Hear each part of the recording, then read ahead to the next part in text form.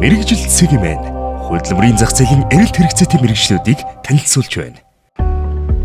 Аюулгүй ажиллагааны техникч. За намайг Суранжавын Гандал хүргэдэг. Би Дархан дулаан цахилгаан станц төрийн өмчт хувьцаат компанид хөдөлмөрийн аюулгүй байдлыг эрүүл ахуйн хариуцсан мэргэжилтэй байдаг.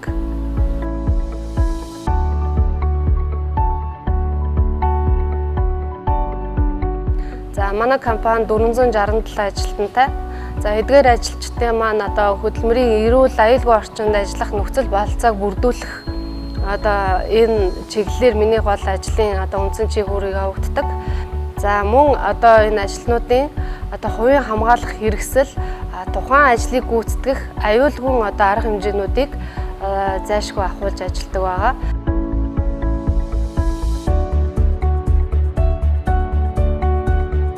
За шөнө ажил хэр оноо? Ажиллагаа баярцаа аваад байж байна. За шөнө секцүүдээр ажлын байруу дээр эргэлт хийсэн. Одоо хийж байгаа. Ажлын байр дээр гарсан зөрчил дутагдлах.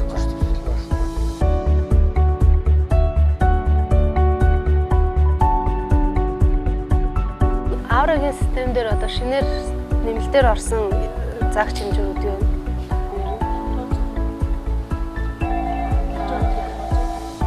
За 5 дэгээр шинээр орсон юм байна те. Дөрвөн машины ачааллууд нь энэ дээр яг хуучин компьютерийнхаа дэлгэцээр цуг зааж байна уу? Яг адилхан зааж байна уу те?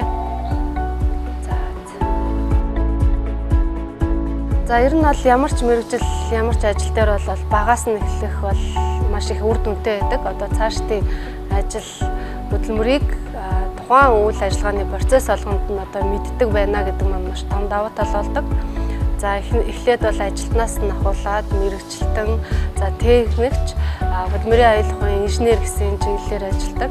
За цаашлаад энэ одоо чадварыг эзэмшснээр одоо тухайн байгууллага үйлдвэрт бол ямар ч түвшний ажлуудыг хийгээд явах юм чадамжтай болдог байгаа.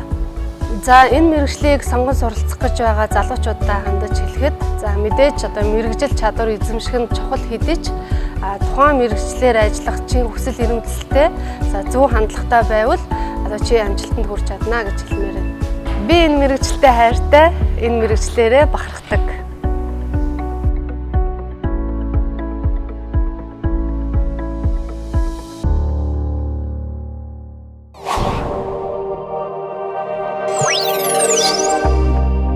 Мэргэжил Цэгийн